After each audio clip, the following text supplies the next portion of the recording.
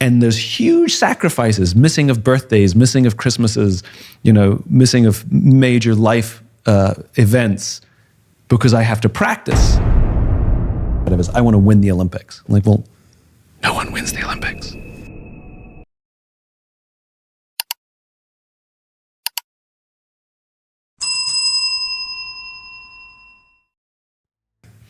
So a why is fully formed by the time we're in our mid to late teens. The youngest person I've done a why discovery for was 16, and it worked. The process worked.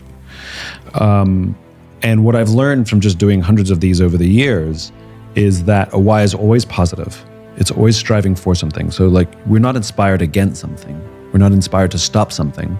We're inspired to build something or create something or advance something. Though it may have been born out of trauma, there's usually a silver lining that gives us that cause. Especially trauma that happens in the middle of our lives. September 11th is often looked to as, people found purpose. We are who we are. Like I said, we're fully formed by the experiences we have when we're young, at a pretty young age. And now the opportunity life presents us is to make decisions that either keeps us in balance with who we really are or not. And I think one of the reasons most of us feel discomfort or don't feel ourselves or don't know who we are is because we're making decisions that are inconsistent with that true cause, with that why.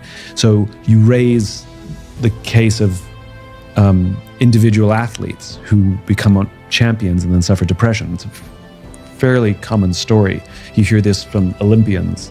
Michael Phelps becomes the most medaled, Olympian of all time, immediately suffers depression. Andre Agassi becomes the most storied, tennis player of all time, immediately becomes depressed. And what I've learned from talking to some of these particularly athletes, but I think it happens in the business world as well, which is from a very young age, they set themselves a goal that, in my words, would be a very selfish goal. I want to be the best at X, the best tennis player, the best golfer, the best whatever. And the way Olympians put it, which I get a kick out of, is I want to win the Olympics. I'm like, well, no one wins the Olympics. Like, you can be a winner in your sport, but that's an aside.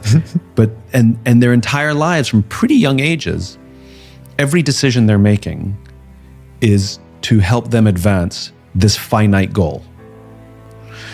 And all of their relationships are, can you help me achieve my goal, right?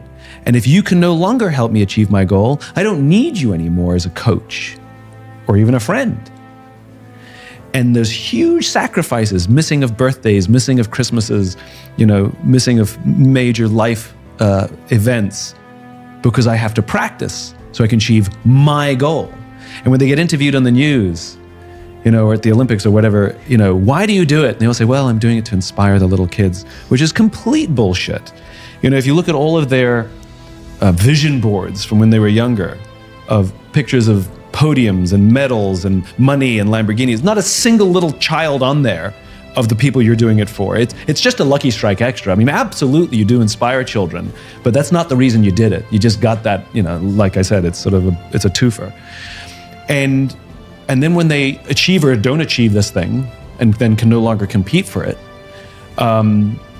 they've set their entire path in all their relationships on these finite selfish goals. And so when it's complete, they realize they don't really have a lot of friends around them. They don't really have a lot of close relationships. They don't really even have a sense of purpose because they've been spent the past 20 years or so with one purpose, which was this finite goal, which now has run out. And so they're very purposeless. And I see this in Broadway performers who set their whole life to be on the West End or be on Broadway. Every class, every tap dancing class, every singing class, they make it, they get there, and then depression, or at least malaise. Or senior executive, same thing. If I just make $1 million, if I just become a millionaire, then I'll feel. And the problem with all of those things is, as I said before, they are selfish. It is your goal for your reasons, which is not fulfilling for any social animal, for any human being. Our sense of joy and fulfillment and love and purpose comes from our ability to serve another human being. Have a child, tell me how your life changes. Fall in love, tell me how your life changes. Think about all the stupid things, irrational things we've done for love. We get on planes and travel around the world just to say, I love you. We do ridiculous things, and it all feels worth it. And the sacrifices we make for a child all feel worth it, but these are no longer for us, and these things will live on beyond our own lives. They are not finite, they are infinite.